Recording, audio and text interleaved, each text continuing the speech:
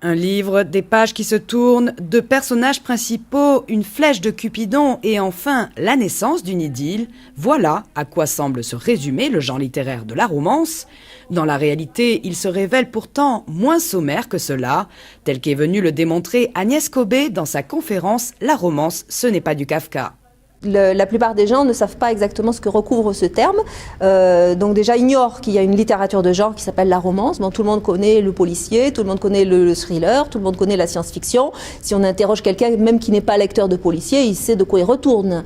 Voilà, quand on dit romance, bon, il y a énormément d'idées reçues, de clichés sur la romance. Donc souvent c'est très faux l'image qu'on a. Et donc cette conférence, elle a été conçue pour donner un large panorama de ce qui existe dans la romance, d'un point de vue historique. Et puis aussi d'un point de vue des sous-genres, parce que la romance est un genre qui a beaucoup de sous-genres. Si la romance est en effet acculée par les stéréotypes, ses lectrices ne sont pas non plus épargnées car souvent perçues comme démesurément fleurs bleues, ingénues et trop idéalistes. Il y a beaucoup de clichés sur les lectrices, voilà, la Danny Boone, voilà, elles sont à moitié illettrées, voilà, il y a beaucoup de choses qui tournent et on veut montrer que non, on n'est pas des mamies en peignoir avec un masque vert sur le visage, voilà, à l'argile. C'est pas cette caricature de la lectrice de romance, c'est pas justifié. Je pense qu'en grande partie, c'est dû quand même au fait que d'abord c'est une littérature populaire. Et c'est une littérature populaire qui s'adresse aux femmes et qui est écrite par des femmes, qui parle de sentiments. Traditionnellement en France, on va mettre en avant l'intelligence, le raisonnement et le sentiment. Au contraire, c'est quelque chose qui est un peu contraire pour beaucoup.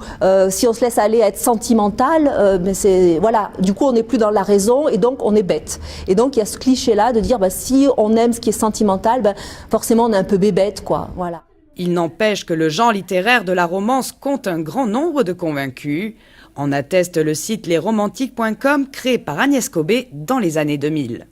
On se sent un petit peu isolé en étant lectrice de romance. Rarement on va dire même à une amie proche, tiens, j'ai lu le dernier Harlequin. Au début des années 2000, en 2001, Internet est arrivé. Ça a été une grande révolution pour les lectrices de romance, notamment parce qu'il y a eu l'arrivée des librairies en ligne, Amazon par exemple. Donc d'un coup on avait tout plein de livres qui étaient à notre disposition, alors qu'autrefois il fallait courir les supermarchés, voilà, être tributaire des mises en rayon, donc des fois faire plusieurs supermarchés dans l'après-midi pour essayer de trouver quelque chose qui nous intéressait. Et là d'un coup il y avait plein de choses à notre disposition. Et donc en tant que lectrice, d'abord, j'ai eu envie de répertorier mes livres, de repérer quels étaient les auteurs que je préférais, quelles étaient les séries où il me manquait des tomes, et je me suis dit pourquoi pas le mettre en ligne.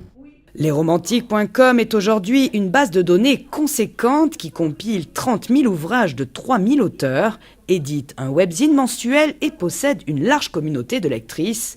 Le site est également à l'origine du premier festival du roman féminin qui se tiendra à l'espace Saint-Martin de Paris dans le 3e arrondissement les 20 et 21 avril en présence de 26 auteurs internationaux.